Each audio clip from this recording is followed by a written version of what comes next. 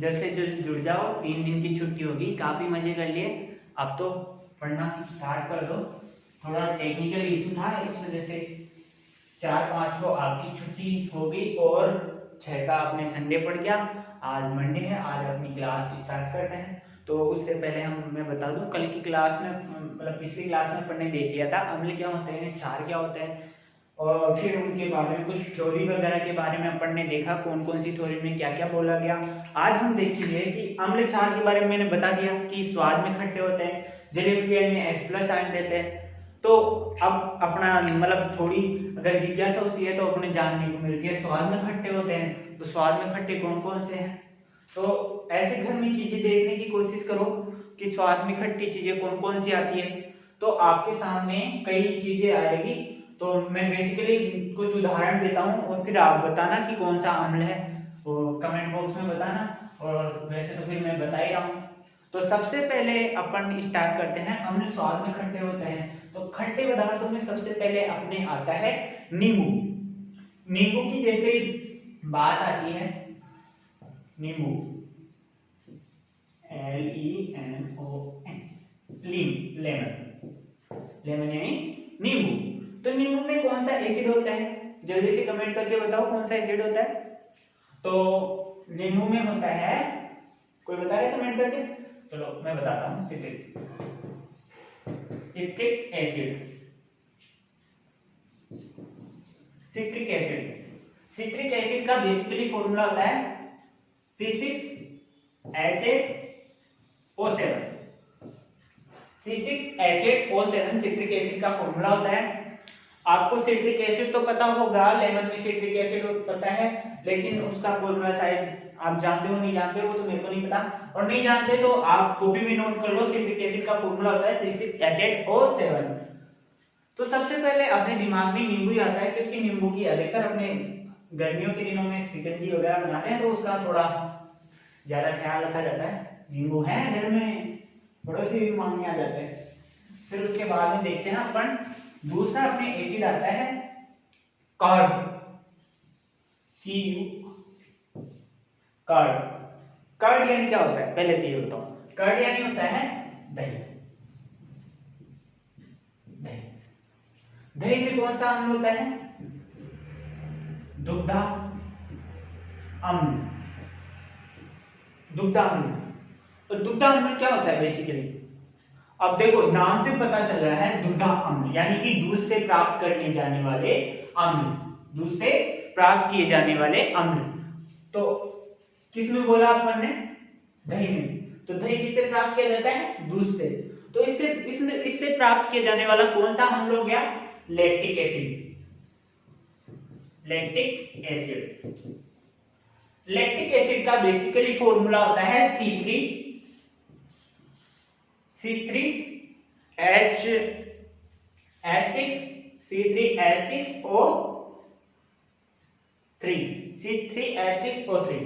ये lactic acid का basically formula होता है। तेरे को समझ में आ रहा है, बार बार में तो क्यों किया जा रहा है, अभी निकालूं क्लास से बाहर। तो ये लैक्टिक एसिड का बेसिकली फॉर्मूला होता है C3H6 और O3, लैक्टिक एसिड, जो कि दही में उपस्थित होता है। दूध से बनाई जाने वाली अधिकतर चीजों में जैसे छाछ होगी, इनमें सब में लैक्टिक एसिड उपस्थित होता है। तो आज के बाद में आप याद रखना, लैक्टिक एसिड का फॉर्मूला C3H6O3। और इसके बाद में अपने ये दूसरा हो गया। अब तीसरे नंबर पे अपनी चीज आती है, वो है विनेगर। आप जानते हो विनेगर क्या होता है, vinegar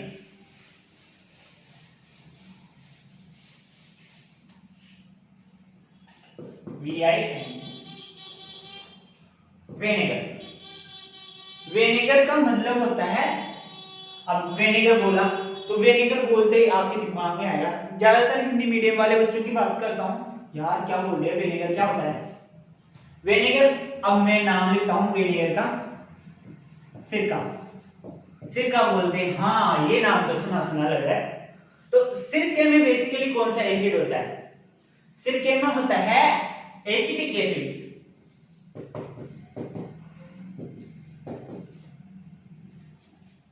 acetic acid, acetic acid, और एसिटिक एसिड का फॉर्मूला क्या होता है? CH3COOH, CH3COOH। किसी भी एसिड का, किसी भी चीज का यदि केमिस्ट्री में फॉर्मूला लिखो तो ऐसे मिलाया मत करो, मेरी थोड़ी बहुत आदत है, ये आदत गंदी है, आप मत पालना। तो किसी भी चीज का यदि फॉर्मूला लिखो तो ऐसे ऐसे मिलाया नहीं करते। मैं भी कभी गलती करूं तो आप बता देना। तो सिट्रिक एसिड के बारे में आपने जान लिया, सिरके में उपस्थित होता है। अब ये बात करें सर, सिरका यूज कहाँ होता है? आपने बोला अपने दैनिक जीवन में काम होने वाले अम्लों के बारे में पढ़ रहे हैं, तो सिरके का यूज कहाँ होता है? घर में बताओ मेरे को। तो घर में भी सिरके का यूज होता है। जितने भी लिक्विड अपन बोलते हैं, जैसे क्लीनर वगैरह होता है ना, उनमें सिरके का यूज किया जाता है।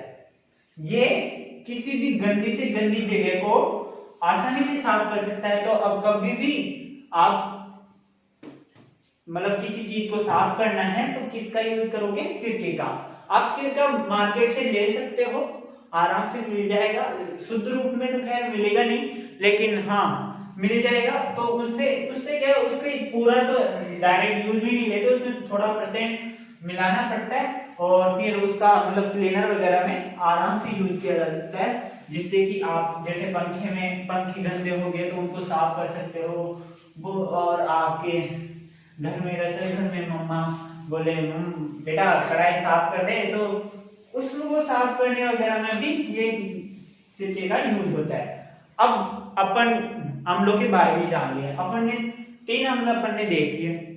अब 3 इधर देख लिए तो थोड़ी जिज्ञासा होती है सर, अब थोड़ा क्षारों के बारे में भी बता दो कि क्षारों में कौन कौन सा क्षार कहाँ को कौन कौन से अपन क्षार यूज में ले लेते हैं, और मतलब क्षार यूज में लेते हैं तो दैनिक जीवन में कौन सी चीजें हैं जिनमें क्षार उपस्थित है, ये बताओ।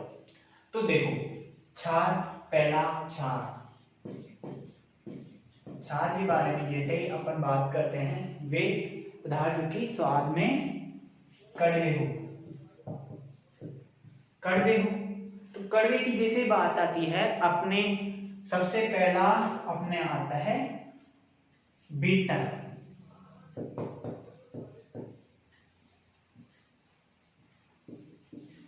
बीटर गार्ड यानी कि करेला स्वाद में कड़वा, तो इसमें भी बेस उपस्थित होता है। और जितने भी सोप वगैरह है, सोप यानी साबुन, जितने भी साबुन, जो भी चीजें अपने हाथों से फिसलती है, मतलब साबुन अपने हाथ में पकड़ते हैं तो वो अपने हाथ से फिसलता है ना, तो फिसलने वाली चीजों में अधिकतर में बेस उपस्थित होता है। तो सोप वगैरह में जितने भी डिटर्जेंट वगैरह होते हैं उनमें ज्यादातर बेस उपस्थित होता है। और अब बात आती है इनके प्रकारों के बारे में कि अम्ल कितने प्रकार के होते हैं, क्षार कितने प्रकार के होते हैं। जब मैंने बोला कि अम्ल कितने प्रकार के होते हैं, क्षार कितने प्रकार के होते हैं, तो आपके दिमाग में होना चाहिए अम्ल क्षारों के प्रकार भी होते हैं। तो ऐसे जानने की इच्छा होनी चाहिए जिससे कि आपका इंटरेस्ट बना रहे। साइंस इंटरेस्ट मांगती है। यदि आपको लग रहा है यार बोरिंग है, पता नहीं क्या क्या होता है, C6H8 होते क्या है, समझ में नहीं आता, तो धीरे धीरे ये चीजें पता लगेगी। मिशन स्टाइल क्लासेस की हर क्लास में कुछ ना कुछ नया सीखने को मिलेगा, इसलिए क्लासेस रेगुलर लेते रहे और आपको हर चीज बताई जाएगी। हर चीज, छोटी से छोटी चीजें भी आपको बताई जाएगी। अब देखो मैं बता रहा हूँ ना, स्वाद में खट्टे होते हैं, ये चीजें बहुत बेसिक है, ये चीजें पता होनी चाहिए। फिर भी नहीं पता तो मैं शुरू से लेके चल रहा हूँ। अब देखो अम्लों के प्रकार के बारे में आते हैं।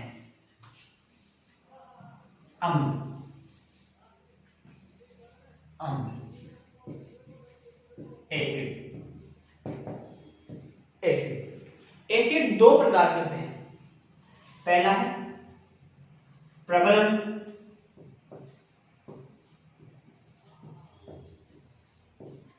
और दुर्बल अम्ल। Strong acid weak acid.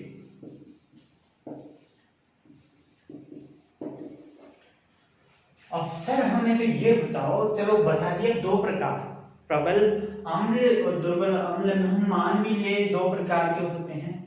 अब ये बताओ हमें तो प्रबल एसिड कौन से होते हैं, और होते हैं तो क्यों होते हैं, प्रबल प्रबल वर्ड क्यों यूज में लिया। तो मैंने पिछली कक्षा में आपको एक एसिड का नाम बताया था, वो था H2SO4, जिसे अपन ने बोला रसायनों का राजा।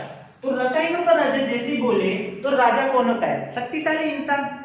शक्तिशाली इंसान है तो प्रबल है, तो प्रबल अम्ल में सबसे पहला नाम आ गया ना H2SO4 का। वाह सर जी, तो चलो H2SO4 तो हो गया सर, हमने मान लिया H2SO4 तो हो गया, और बताओ हमें, तो और ले लेते अपन, अपने हो गया HCl। तो बहुत सारे उदाहरण लेते जाओ, बहुत सारे हैं। अब सर जी ये तो बता दिया कि ये प्रबल अम्ल हो गए, भाई शक्तिशाली भी, ये बता दो क्यों है प्रबल अम्ल। तो ऐसे क्वेश्चन अपने दिमाग में चलनी चाहिए, क्यों है प्रबल, तो क्यों है प्रबल, इसका कारण अपन देते हैं। प्रबल होने का कारण वे सभी अम्ल, देखो अब मैं डेफिनेशन देता हूं, वे सभी अम्ल जो कि जलीय विलेय में पूर्णतः यानी कि पूरी तरह से आयनित हो जाते हैं, यानी कि अपने आयनों में टूट जाते हैं, पूर्णतः आयनित हो जाते हैं, प्रबल अम्ल कहलाते हैं। एक बार दोबारा डेफिनेशन देख लो, वे अम्ल जो कि जलीय विलेय में पूर्णतः आयनित हो जाते हैं, वे अम्ल जो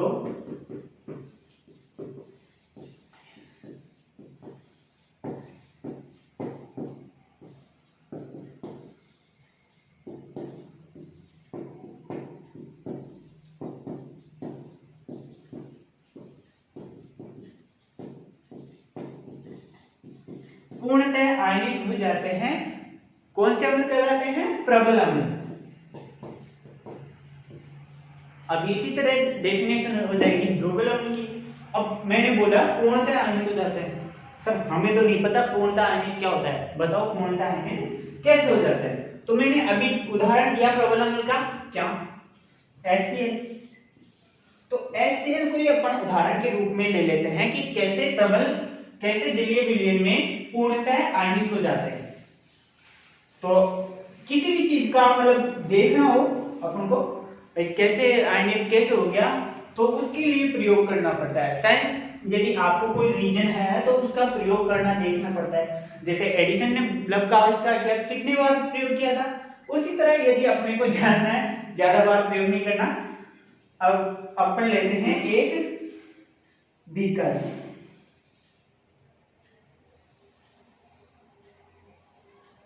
ये हो गया अपना बीकर, इसमें है जलीय विलेय यानी कि जल उपस्थित, जलीय विलेय यानी कि H2। और अब इसमें अपन डाल रहे हैं क्या, HCl। तो ये इसमें पूर्णतः आयनित हो जाए, यानी कि इस पूर्णतः इसमें आयनों के रूप में टूट जाना चाहिए। तो ये कैसे रिएक्शन करेगा, देखो HCl plus H2, HCl plus H2 reaction होगी, ये टूटेगा H प्लस में और Cl नेगेटिव, ये इससे क्रिया करेगा तो क्या बनेगा, H3O plus plus Cl negative. H3O plus को अपन बोलते हैं हाइड्रोनियम आयन, क्या बोलते हैं, हाइड्रोनियम आयन।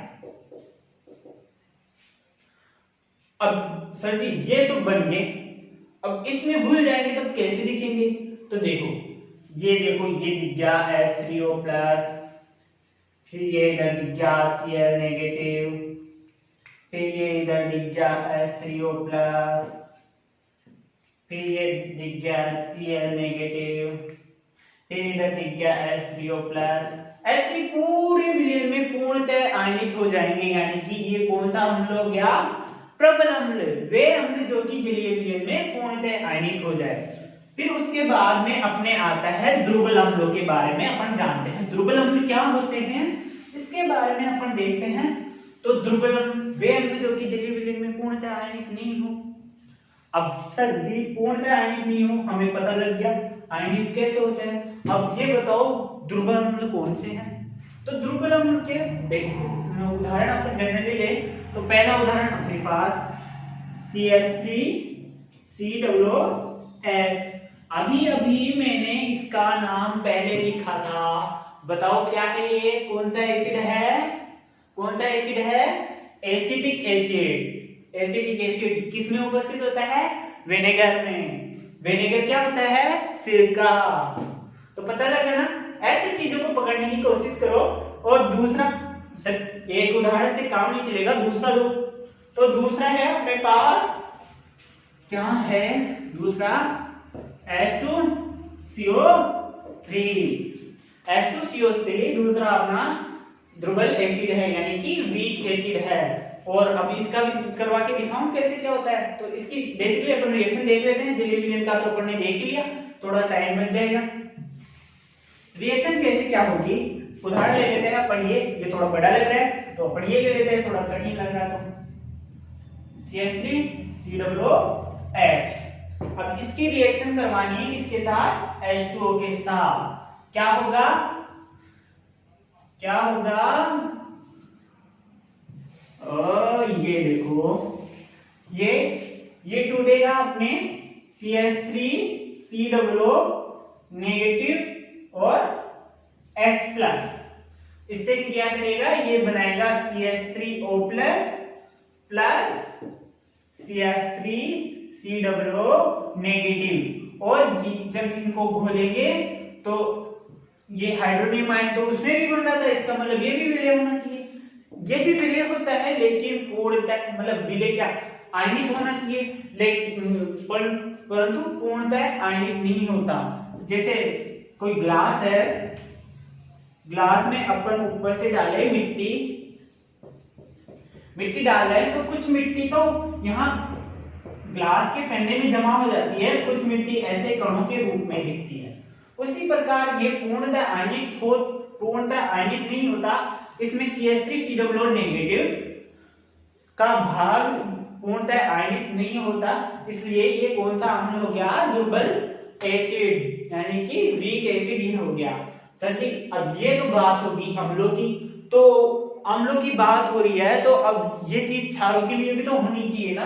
क्षार भी कितने प्रकार के होते हैं, पहले तो ये पता होना चाहिए। और प्रकार, यदि प्रकार के हो गए तो कौन कौन से क्षार है, ये भी तो पता होना चाहिए। तो जैसे जैसे अम्लों के प्रकार है, उसी प्रकार क्षारों के भी दो प्रकार हैं। कौन कौन से, प्रबल अम्ल और प्रबल क्षार और दुर्बल क्षार।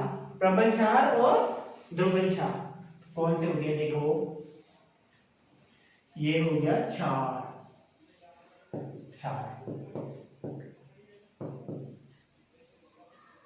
बेस, तो बेस है कितने प्रकार के, दो प्रकार के, प्रबल क्षार और दुर्बल क्षार। प्रबल क्षार और दुर्बल क्षार,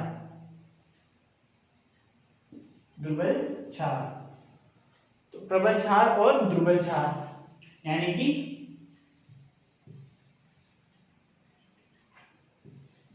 स्ट्रॉन्ग बेस और वीक बेस। स्ट्रॉन्ग बेस और वीक बेस। अब sir G strong base weak base ये तो उसी की तरह हो गया, वो भी स्ट्रॉन्ग था और वीक था। हाँ उसी की तरह सेम डेफिनेशन भी वही आएगी। क्या, प्रबल क्षार कौन से, जो कि जलीय विलयन में पूर्णतः आयनित हो जाए। दुर्बल क्षार कौन से, जो कि जलीय विलयन में पूर्णतः आयनित नहीं हो। तो सर जी डेफिनेशन भी सेम होगी, तो उसका तो वो डायग्राम भी सेम ही होगा। जलीय विलयन में कैसे दिखेंगे, कैसे आयनित कैसे दिखेंगे, सेम वही आएगा। तो हमें तो बस इसके उदाहरण बताओ, उदाहरण कौन कौन से, मतलब प्रबल क्षार कौन होगा, दुर्बल क्षार कौन होगा। तो अपन दो दो उदाहरण के लिए लेते हैं। पहला प्रबल क्षार। प्रबल क्षार में पहला उदाहरण आता है अपने पास KOH। दूसरा उदाहरण आता है अपने पास NaOH। ऐसे बहुत सारे उदाहरण हैं, इन उदाहरणों को आप खोजने की कोशिश करें, कौन कौन से प्रबल है, कौन कौन से दुर्बल है, और कमेंट बॉक्स में उन सभी का रिप्लाई दें। देखते हैं कितने रिप्लाई आते हैं। आप गूगल की मदद ले सकते हो आराम से, जिससे कि आपकी नॉलेज में भी इम्प्रूव होगा। और अब ये तो हो गया अपने प्रबल क्षारों के बारे में। अब अपना आता है दुर्बल क्षार कौन कौन से हैं। तो दुर्बल क्षारों में सबसे पहले आता है अपना NH4OH, और दूसरा MgOH का होल ट्वाइस। ये हो गया पोटेशियम हाइड्रोक्साइड, सोडियम हाइड्रोक्साइड, ये हो गया अमोनियम हाइड्रोक्साइड, और ये हो गया मैग्नीशियम हाइड्रोक्साइड। तो ये बेसिकली अपने बात होगी अम्ल क्षारों के बारे में। अम्ल क्षार कितने प्रकार के होते हैं, कौन कौन से अम्ल होते हैं, कौन कौन से क्षार होते हैं, और फिर इनके दैनिक जीवन में कौन कौन से अम्ल हैं, ये चीजें अपन ने देख ली। अब अपना आता है दूसरा टॉपिक। दूसरा टॉपिक क्या है? सूचक। मतलब टॉपिक तो वही है अम्ल क्षार, लेकिन उसमें अपना जो एक टॉपिक है वो है सूचक। सूचक क्या होते हैं, पहले आप बताओ सूचक क्या होते हैं। सूचक, अब सूचक नाम ले रहा हूं, आपके दिमाग में कुछ भी नहीं आ रहा। सूचक, अब मैं इसका इंग्लिश वर्ड लिखता हूं तो इससे पता चलता है कि इंग्लिश वर्डों में कितनी इजी होती है, हिंदी वर्डों में थोड़ा अपन दिमाग काम नहीं करता। लेकिन जैसे ही इंग्लिश वर्ड में लिखता हूं इंडिकेटर। इंडिकेटर क्या होता है? तो इंडिकेटर जैसे अपने सामने, अपने आगे से कोई गाड़ी जा रही है, उसने अचानक घुमा दी तो अपन क्या बोलते हैं? साले ने इंडिकेटर भी नहीं दिया। क्या नहीं दिया? इंडिकेटर भी नहीं दिया, यानी कि कोई सूचना ही नहीं दी और घुमा दी, इससे जाके बढ़ेगी ना गाड़ी। तो इंडिकेटर का मतलब क्या हुआ? सूचक, यानी कि सूचना देने वाला। अब अपना टॉपिक चल रहा है एसिड एंड बेस। तो एसिड बेस में सूचकों का क्या काम हो गया? और काम हो गया तो इसमें कौन से सूचक आ गए? यहाँ तो कोई गाड़ी का इंडिकेटर थोड़ी ना आएगा। तो यहाँ सूचक से अर्थ लिया जाता है जिनसे कि अम्ल क्षारों की पहचान की जाती है कि अम्ल उपस्थित है, इस चीज में ये अम्ल उपस्थित है या नहीं है। तो पहला सूचक मैंने कल आपको बताया, कौन सा? याद करो। पहला सूचक है अपना लिटमस पत्र, यानी कि लिटमस पत्र कैसे है सूचक? सब बताओ, क्योंकि लिटमस पत्र से अपन पता कर सकते हैं ना कौन सा अम्ल है, कौन सा क्षार है। यदि अम्ल है तो अम्ल नीले लिटमस पत्र को लाल कर देते हैं, क्षार है तो क्षार लाल लिटमस पत्र को नीला कर देते हैं। तो लिटमस पत्र हुआ ना सूचक। अब सूचक तो पता पड़ गया सर, सूचक ये होते हैं कि जो अम्ल और क्षारों की पहचान करा दे। तो सूचक के भी तो प्रकार होंगे ना? नहीं होंगे? क्या एक ही प्रकार का होता है सूचक? नहीं, सूचक के भी प्रकार है। हाँ तो सर बताओ ना। तो देखो, सूचक होते हैं अपने दो प्रकार के। पहला है प्राकृतिक सूचक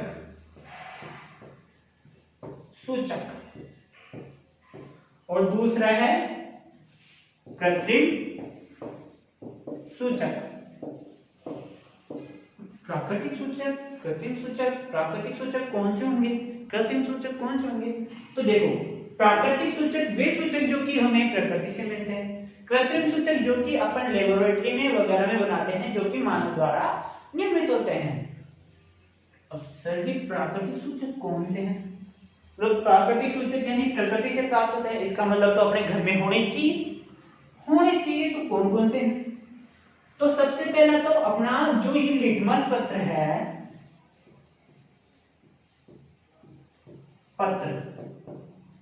लिटमस पत्र भी एक प्राकृतिक सूचक है। आपको पता है लिटमस पत्र भी एक प्राकृतिक सूचक है। सर कैसे है प्राकृतिक सूचक? हमें तो नहीं पता।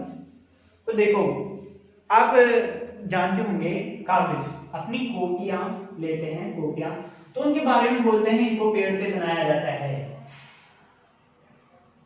वैसे ही लिटमस पेड़ से बनाया जाता है, कागज है। लिटमस पत्र भी तो कागज ही तो होता है। एक होता है नीले कलर का और एक होता है लाल कलर का। लाल कलर का थोड़ा पिंक पिंक होता है लेकिन उसको लाल बोल देते हैं ना, तो ऐसा है। तो ये भी तो प्राकृतिक ही होना चाहिए। हाँ ये प्राकृतिक है। प्राकृतिक है तो सर कहाँ से प्राप्त करेंगे, हमें कहाँ मिलेगा, ये मैं लेके आऊंगा। अच्छा तो देखो कई चीजें होती है जो अपने देश में नहीं मिलती या फिर अपने घर में ही नहीं मिलती। कई चीजें होती है जो अपन पड़ोसी से मांग के लाते हैं। आपके पास जो एक कटोरी चीनी है, उसी तरह ये लिटमस पत्र वाला पेड़ भी हम मिल सकता है। अपने देश में भी हर चीज मिलती है लेकिन हाँ सब जगह नहीं मिल सकती। तो लिटमस पत्र लीचेन, लीचेन बोल दो या फिर लाइकेन बोल दो। लाइकेन, लाइकेन नामक एक पौधा होता है जिससे लिटमस पत्र प्राप्त किया जाता है। मुझे तो वो बता दो वो पौधा कैसा होता है, क्या पता मेरे घर में ही हो। वो पौधा होता है बेसिकली जैसे अपने वो काई होती है ना, काई। बारिश के दिनों में गड्ढे में पानी भर जाता है, तो पानी भर जाता है तो यहाँ पे वो ग्रीन ग्रीन काई जम जाती है ना, उसी प्रकार का लिकेन का पौधा होता है जो अपन उदाहरण से समझ सकते हैं। जैसे वो श्याम की छंगे आप बोलते हो, उसको क्या बोलते हैं, मशरूम। मशरूम जैसे कलर का शायद ये होता है और वो एक काय के समान होता है। काय के समान ही उगता है, काय के समान ही पानी में उगता है, पानी में उगता है या फिर ऐसे कलर का होता है लिकेन नामक पौधा जिससे कि लिटमस पत्र बनाया जाता है। तो आज आपको पता लगा लिटमस पत्र भी प्राकृतिक सूचक है। सर ये तो एक ही उदाहरण हो गया, आपने बोला बहुत सारे हैं प्राकृतिक सूचक। मुझे तो कोई ऐसा बताओ जो मेरे घर में मिल जाए, घर में मिल जाए। वाह सब चीजें। चलो ले लेते हैं ऐसा उदाहरण। तो अपन लेते हैं सबसे पहले हल्दी। हल्दी हल्दी हल्दी लेते हैं अपन। तो हल्दी में कौन सा, सर हल्दी कैसे है सूचक, प्राकृतिक सूचक, मेरे को तो पता नहीं। हल्दी कैसे है प्राकृतिक सूचक, मतलब हल्दी से आप पता कर सकते हो कि आपके पास जो पदार्थ है वो अम्ल है या क्षार है। सर कैसे पता करेंगे, मैं तो आज ही करके बताऊंगा कैसे पता करेंगे, मैं भी देखूं प्रयोग कैसे होता है। तो हल्दी, क्षार में हल्दी का रंग पीली होती है ना। हल्दी कौन से कलर की होती है, पीली, पीले रंग की होती है हल्दी। तो क्षार में पीले से यदि भूरा हो जाए, किससे, पीले से भूरा हो जाए तो क्या होगा, क्षार उपस्थित है। पीले से कौन सा हो गया, भूरा। क्षार, अब पीले से भूरा, अपन क्षार कोई भी क्षार लो आपके पास घर में, मैंने बोला स्वाद में जो भी कड़वी चीज लगे आपको उसमें अधिकतर क्षार होता है, तो कोई कड़वी चीज लो उसमें मिलाओ हल्दी। यदि उस कड़वी चीज से हल्दी का रंग जो पीला था वो भूरा हो जाए, कौन सा हो जाए, भूरा हो जाए, तो इसका मतलब उसमें क्षार उपस्थित है। क्षार उपस्थित है, कौन सा उपस्थित है आपके पास, आपको पता होना चाहिए कौन सा पदार्थ है। तो उसमें गूगल पे टाइप करो, आपके पास वो मिल जाएगा। यदि आप घर में एक्सपेरिमेंट कर रहे हो तो और लैब में कर रहे हो तो आपका उसका पता ही रहेगा कि कौन सा क्षार उपस्थित है इसके अंदर, और आप कंफर्म कर सकते हो क्षार है या अम्ल है। अब देखो दो उदाहरण तो अपन हो गए। सर मेरे घर में तो हल्दी भी नहीं है, हल्दी भी नहीं है, वैसे तो सबके घर में होती है, फिर भी मान लो खत्म हो गई तो पड़ोसी से थोड़ा ना मांग जाओगे। दूसरा और उदाहरण बताओ सर हमने तो दूसरा उदाहरण अपन लेते हैं, यहाँ तो दिख रहा नहीं होगा, ऊपर थोड़ा ऊपर लिखते हैं। कृत्रिम सूचकों के बारे में बाद में पढ़ेंगे, पहले प्राकृतिक सूचकों को पूरा कर लेते हैं।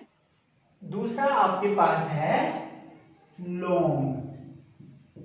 अब लौंग तो होगी घर में, मम्मा बोल, आप जब मम्मा चाय बनाती है तो आप बोलते हो मम्मी लौंग डाली चाहिए चाय में, खुशबू आ रही चाहिए। तो आपको पता है ना लौंग की एक स्पेशल गंध होती है। आपको जैसी मम्मा चाय में डाल दी है आपको पता लग जाता है कि आज चाय में लौंग डली है, तो स्पेशल गंध होती है ना। तो आज अपन इससे टेस्ट करेंगे कि अम्ल है क्षार। देखो आपके पास एक प्याली है, ये मान लो ये प्याली है आपके पास, इसमें आपने डाल दिया कुछ अम्ल डाल दिया। तो अम्ल अपन घर में एक्सपेरिमेंट कर रहे हैं तो आप इसमें डाल दो दही, दही डाल लो। ये दूसरी प्याली है, दूसरी प्याली है। इसमें आप बेसिकली आप डाल सकते हो साबुन का पानी, साबुन का पानी आप इसमें डाल दो और इसमें डाल दिया दही। और अब अपन इसमें एक्सपेरिमेंट करते हैं कि कैसे पता लगेगा कि अम्ल है या फिर क्षार है। ये ब्लॉक अपना अम्ल का है और ये है क्षार का, ये एसिड का है और ये है बेस का। तो अब देखते हैं, जब लौंग को इसमें डालोगे, किसमें, अम्ल में, तो उसकी गंध में कोई चेंज नहीं होगा, कोई चेंज नहीं होगा, मतलब उसकी गंध बनी रहेगी, है ना। और जब क्षार की बात आती है, तेरे को कितनी देर होगी गंध करते, जब क्षार की बात आती है तो क्षार में क्या होगा, क्षार में होगा कि जैसे लौंग को क्षार में मिलाएंगे तो लौंग की गंध खत्म हो जाएगी। यानी कि जो मम्मा को आप बोले थे, मम्मा लौंग की गंध आ रही है, मम्मा ने अगर क्षार में डाल दी तो लौंग की गंध ही नहीं आएगी। तो पता चल गया बेसिकली क्या होता है। इसीलिए देखो दूध से क्या बनती है अपनी चाय, तो चाय में डालने के बाद भी लौंग की गंध आती रहती है, यानी कि उसको अम्ल में मिला दिया तो उसका कोई इफेक्ट नहीं होगा। और यदि क्षार में लौंग को मिला दिया तो उसकी गंध ही खत्म हो जाएगी। जो आपको लौंग की खुशबू आ रही थी या गंध आ रही थी वो अब आना ही बंद हो जाएगी। तो आप पहचान कर लिए ना कि अम्ल है या क्षार। तो ऐसे प्राकृतिक सूचक बहुत सारे हैं जिनसे आप पता कर सकते हो कि कौन सा क्षार है कौन सा अम्ल है। अब प्राकृतिक सूचकों में सर और बताओ, हमें तो इससे भी ये मान लो हमें तो इससे भी संतुष्टि नहीं मिली, इससे संतुष्टि नहीं मिली तो मैं आपको उदाहरण बता देता हूं, आप फिर मेरे को बताना कैसे पता करोगे आप। चलो एक उदाहरण तो मैं बता देता हूं, लाल पत्ता गोभी। अब लाल पत्ता गोभी सर मैंने तो दो एक पत्ता गोभी देखी है, एक तो फूल गोभी देखी है और एक पत्ता गोभी देखी है। लाल पत्ता गोभी क्या होती है? हाँ, लाल पत्ता गोभी भी होती है, अपने यहाँ भी मिलती है, जरूरी है इंडिया में मिलती है खूब आराम से। यदि आप वो बिना सीजन यदि कोई गोभी खरीदने जाते हो तो आपको लाल पत्ता गोभी जरूर देखने को मिल जाएगी आराम से। मतलब नॉर्मली शॉप्स पे नहीं मिलती, हाँ लेकिन मिल जाती है, सब्जी मंडी वगैरह में आपको लाल पत्ता गोभी मिल जाएगी। चलो सर जी मिल जाएगी, तो लाल पत्ता गोभी से कैसे टेस्ट करेंगे? लाल पत्ता गोभी होगी, यदि लाल हरी, ये पत्ता गोभी का मान लो ये टुकड़ा है, आपके पास ये कोई अम्ल है और दूसरे में कोई क्षार है। ये लाल पत्ता गोभी अम्ल में मिलाते हो आप, अम्ल में मिलाते हो किसको? लाल पत्ता गोभी को। किसमें मिलाया? अम्ल में। यानी कि इसमें कोई अम्ल होगा, ये अम्लीय विलयन मान लो, तो अम्लीय विलयन में जब आप लाल पत्ता गोभी को मिलाते हो, यदि ये लाल यदि बैंगनी हो जाए, कौन सा हो जाए? बैंगनी हो जाए, तो आप क्या बोलोगे? अम्ल उपस्थित है। और यदि ये लाल मारो किलो, तो ये लाल बेसिकली क्षार में मिला है, तो क्षार में कौन सा इफेक्ट आएगा इसका? यदि लाल पत्ता गोभी को क्षार में मिलाए और ये लाल हरी हो जाए तो इसका कंफर्मेशन होता है कि क्षार उपस्थित है। अम्ल में मिलाएंगे तो बैंगनी हो जाएगी और लाल को क्षार में मिलाएंगे तो हरी हो जाएगी। तो इससे भी आप टेस्ट कर सकते हो। ऐसे बहुत सारे उदाहरण जिनसे आप टेस्ट कर सकते हो कि अम्ल है क्षार, ये सब प्राकृतिक सूचक है। मैंने कौन कौन से आपको बता दिए? पहला बता दिया हल्दी, और दूसरा बता दिया, पहला हल्दी बताया और फिर उसके बाद में बताया मैंने लौंग बताया, फिर बता दिया लाल पत्ता गोभी। तो ऐसे बहुत सारे प्राकृतिक सूचक हैं। और भी प्राकृतिक सूचक जैसे हो गया अपना वेनिला, और फिर हो गया एक प्याज। अब प्याज तो सबके घर में मिल ही जाएंगे, तो इन दोनों से आप टेस्ट करके देखना। कैसे टेस्ट करोगे? आप करो गूगल की मदद को लो, कुछ किसी की भी मदद लो। आपके पास बेसिकली आप ऑनलाइन क्लास ले रहे हो तो आपके पास एंड्रॉइड होगा, आप पता करके बताओ वेनिला और प्याज से कैसे टेस्ट करेंगे, और ये भी बताना कि ये प्राकृतिक सूचक है या नहीं है तो कैसे टेस्ट करोगे तो कमेंट बॉक्स में रिप्लाई करना, और उसके बाद में मैं आपको रिप्लाई दूंगा कैसे क्या होता है कैसे क्या नहीं होता, और कमेंट बॉक्स में आपको आंसर मिल जाएगा। अब चलते हैं अपन दो भागों में, सूचकों को दो भागों में बांटा था, कौन कौन से में, प्राकृतिक में और कृत्रिम में। तो अब कृत्रिम वाले पे चलते हैं, प्राकृतिक वाले की बात होगी, अब चलते हैं अपन कृत्रिम वाले पे। कृत्रिम सूचक, कृत्रिम सूचक यानी कि जो मानव द्वारा निर्मित होते हैं। अब मानव द्वारा निर्मित यानी कि चलिए हम बना सकते हैं क्या इसको, मानव द्वारा निर्मित है तो हम बना सकते हैं, हाँ बना सकते हो, लेकिन अभी नहीं। अभी मैं अभी 10th क्लास का पढ़ा रहा हूं, मतलब आप 10th क्लास में हो तो आज आगे भी हो सकता हो, या कि आप क्लास ले रहे हो तो इसको बेसिकली घर में तो नहीं बनाया जा सकता।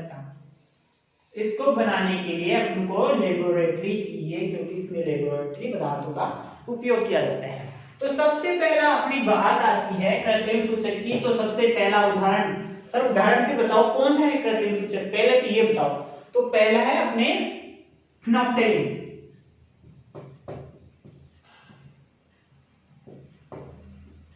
फिनोप्थेलिन सर जी, फिनोप्थेलिन, फिनोप्थेलिन कैसे है ये बताओ। फिनोप्थेलिन बेसिकली कैसे पता पड़ेगा कि फिनोप्थेलिन से अपन पता कर सकते हैं कि सर फिनोप्थेलिन से अम्ल क्षार कौन से, अम्ल कौन से हैं, क्षार कौन से हैं। हाँ जरूर पता कर सकते हैं। कैसे पता कर सकते हैं, यदि अम्ल, देखो फिनोप्थेलिन खुद है ना, जो क्या होता है इसका कोई रंग नहीं होता, खुद क्या होता है रंगहीन होता है, रंगहीन, खुद रंगहीन है। अब तो सर इससे कैसे पता करें, यदि इस रंगीन पदार्थ को किस में मिलाएं, अम्ल में मिलाएं, किस में मिलाएं, अम्ल में, तो ये रंगीन है, इसमें कोई चेंज नहीं होगा, कोई चेंज नहीं होगा, यानी कि नो चेंज। किसमें, जब इसको अम्ल में मिलाएंगे। और क्षार, सर जी क्षार के साथ कैसे क्या होगा, क्षार में जैसे ही मिलाएंगे तो ये हो जाएगा अपने गुलाबी रंग का, शाम में गुलाबी, ऐसे चलता है गुलाबी, तो ये गुलाबी रंग का हो गया। इसका मतलब है फिनोप्थेलिन से क्षार की पहचान होगी, क्षार की पहचान होगी, अम्ल की पहचान होगी। अम्ल की पहचान कैसे होगी कि अम्ल में जैसे फिनोप्थेलिन को मिलाएंगे तो कोई कलर नहीं देने वाला, ये कुछ भी इफेक्ट इस पे अम्ल पे नहीं पड़ेगा। इसका मतलब आपको अम्ल की उपस्थिति निश्चित हो गई। और जब क्षार में मिलाएंगे तो ये कौन से कलर का हो जाएगा, गुलाबी कलर का।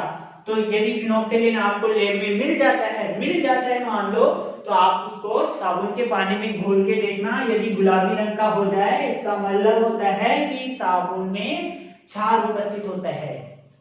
पता लगा। तो ये हो गया अपना कृत्रिम सूचक। सर जी एक से मेरे संतुष्टि नहीं होती, मुझे तो दूसरा एक और उदाहरण दो कृत्रिम सूचक का। तो दूसरा उदाहरण अपन लेते हैं मिथाइल ऑरेंज। अच्छा तेरे को दूसरा भी चाहिए भाई, एक से काम चला ले। नहीं सर जी मुझे तो दूसरा भी चाहिए। तो दूसरा अपना है मिथाइल ऑरेंज। मिथाइल, देख अभी भी नहीं मान रहा, ऑरेंज, मिथाइल ऑरेंज। तो मिथाइल ऑरेंज में कैसे क्या होगा, मिथाइल ऑरेंज से, सब मिथाइल ऑरेंज से कैसे, तो ये जैसे फिनोप्थेलिन हो गया, मिथाइल ऑरेंज हो गया, ये आपको घर में तो मिलने से रहे, आपको लेबोरेटरी में मिलेंगे और उनसे आप टेस्ट कर सकते हो कि अम्ल है क्षार। तो मिथाइल ऑरेंज के साथ कैसे क्या होता है, सर मिथाइल ऑरेंज के बारे में बताओ। मिथाइल ऑरेंज से मैं कैसे पता करूंगा कि अम्ल है या क्षार। तो देखो अम्ल के साथ मिथाइल ऑरेंज कैसा व्यवहार करेगा। अम्ल के साथ जब आप अम्ल में मिथाइल ऑरेंज को मिलाओगे, किसमें मिलाओगे, अम्ल में, तो क्या होगा, ये अम्ल लाल रंग का हो जाएगा। अम्ल कौन से रंग का हो जाएगा, लाल रंग का। और जब क्षार में मिथाइल ऑरेंज को मिलाओगे तो ये कौन सी कलर का हो जाएगा, क्षार कौन सी कलर का हो जाएगा, पीले रंग का। तो ये अम्ल और क्षारों की संतुष्टि हो गई, या फिर कंफर्मेशन हो गया कि इसमें अम्ल उपस्थित है, क्षार उपस्थित है। आपके पास कोई भी पदार्थ है, उसमें मिला हो आप मिथाइल ऑरेंज, यदि मिथाइल ऑरेंज वो पदार्थ अम्लीय होगा तो मिथाइल ऑरेंज का कलर जो है वो लाल हो जाएगा। जब उस पदार्थ में आप मिथाइल ऑरेंज को मिलाओगे तो वो लाल कलर का हो जाएगा। और जब क्षार यदि आपके पास जो पदार्थ है उसमें यदि क्षार होगा और आप मिथाइल ऑरेंज को उस पदार्थ में मिलाते हो तो वो पीले रंग का हो जाएगा। इससे कि आपको कंफर्मेशन हो जाएगा अम्ल उपस्थित है, क्षार उपस्थित है।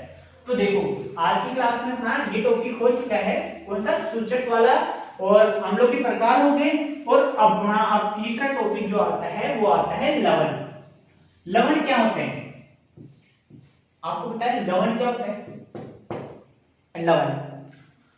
लवण की जैसे बात आती है तो अम्ल प्लस क्षार, अम्ल और क्षार मिलकर लवण प्लस जल का निर्माण करते हैं। कैसे करते हैं सर, हमें तो नहीं पता। तो देखो अपन ले लेते हैं, एक्सपेरिमेंट करके देखते हैं ना, एक्सपेरिमेंट करके देखते हैं, यानी कि अपन यहाँ पे तो एक्सपेरिमेंट करने से रहे, यहाँ अपन रिएक्शन करके देख सकते हैं। और फिर जब अपन लैब में जाएंगे थोड़ी आगे की क्लास में, यदि आप गवर्नमेंट स्कूल से हो तो आपके स्कूल में अभी लैब स्टार्ट हो चुकी होगी। 10th क्लास से लैब स्टार्ट हो जाती है, आजकल की बात है, ये नया भारत है तो इसमें 10th क्लास से लैब स्टार्ट कर दी है। जब आप ये न्यू शिक्षा नीति लागू होगी तो इसके बाद में आपको लैब मिलेगी, हर स्कूल में मिलेगी 10th क्लास से ही। तो देखो HCl ये हो गया अम्ल, और दूसरा ले लेते हैं अपन NaOH, ये हो गया क्षार। अब दोनों की रिएक्शन करवा के देखते हैं। यदि HCl और NaOH, अब दोनों की रिएक्शन करवा के देखते हैं। यदि हमारे पास जल बनता है और लवण, जल बनता है, जल बन गया तो मान लो लवण भी बनेगा। लवण प्लस जल मिलता है। अम्ल और क्षार की अपनी डेफिनेशन है, अम्ल और क्षारों की क्रिया से लवण बनते हैं, लवण प्लस जल बनता है। तो इन दोनों की क्रिया, ये H प्लस में टूटेगा, Cl नेगेटिव में टूटेगा, ये Na प्लस में टूटेगा, ये OH नेगेटिव में टूटेगा, ये Cl नेगेटिव और ये Na प्लस, ये दोनों क्रिया करके यहाँ पे बनाएंगे NaCl, और ये दोनों क्रिया करके क्या जल के रूप में निकल जाएगा। तो आया ना ये रिजल्ट, क्या आया? लवण। तो NaCl जिसे अपन बोलते हैं साधारण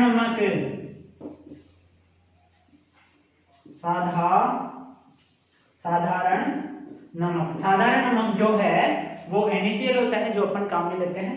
अब इस NaCl, अब जरूरत तो नहीं है कि देखो आपने सुना होगा सांभर झील, सांभर झील से नमक प्राप्त किया जाता है, सांभर झील से नमक प्राप्त किया जाता है। सर क्या वहां पानी है? पानी से तो बनता ही है, खारा पानी होता है ना, उससे बनता है। वो पानी लेके आऊं नमक बन जाएगा? नहीं, ऐसा नहीं होता, ऐसा नहीं होता। तो कैसे क्या होता है ये अपन देखेंगे नेक्स्ट क्लास में। तो आज की क्लास में आपने क्या क्या सीखा। यदि आप ध्यान से पढ़ रहे हो तो आपको सारे टॉपिक क्लियर होंगे। नहीं पढ़े तो यार ऑनलाइन में ये तो फायदा है, क्लास को वापस बैठ जाओ और शुरू से देख लो। यदि आपके को समझ में नहीं आया तो हमने देखो टॉपिक वाइज पढ़ा। पहले तो हमने जान लिया दैनिक जीवन में कौन कौन सी चीजें हैं जिनमें अम्ल उपस्थित है, और अम्ल उपस्थित है तो कौन कौन सी उपस्थित है। फिर उसके बाद में हमने देखा कि अम्ल कौन से हैं, क्षार कौन से हैं, अम्ल कितने प्रकार के होते हैं, क्षार कितने प्रकार के होते हैं, और फिर उनके बारे में देखा। फिर देखा कि अम्ल 2 प्रकार के, क्षार 2 प्रकार के, फिर देखा प्रबल अम्ल कौन से हैं, प्रबल क्षार कौन से हैं। ऐसी ही अपनी पूरी क्लास हुई, और फिर अपने लास्ट में पढ़ा अपने इंडिकेटर के बारे में। कल हम जानेंगे कि लवण क्या होते हैं। एक तो वापस डेफिनेशन लवण की अपन देखेंगे, और फिर उसके बाद में देखेंगे जो जैसे सांभर झील से जो अपने नमक प्राप्त किया जाता है, क्या वो सीधे ही पानी अपने यहाँ पे सीधे ही जो उस पानी को लाके हमें सप्लाई कर दिया जाता है। जैसे टाटा नमक बनता है, सबसे शुद्ध नमक माना जाता है ना, तो क्या वो ऐसे ही मिला दिया? फिर आयोडीन कहाँ से आ गया इसमें, आयोडीन नाम कहाँ से आ गया? तो ये चीजें अपन कल की क्लास में देखते हैं। तब तक के लिए बाय, टेक केयर, और ज्यादा से ज्यादा चैनल को शेयर करो जिससे कि प्रॉफिट मिल सके। यार फ्री में कोई चीज मिल रही है तो उसको फायदा उठाओ ना, अपने दोस्तों को शेयर करो और लाइक करो, सब्सक्राइब करो, जो भी करना है वो करे जाओ। ठीक है, बाय।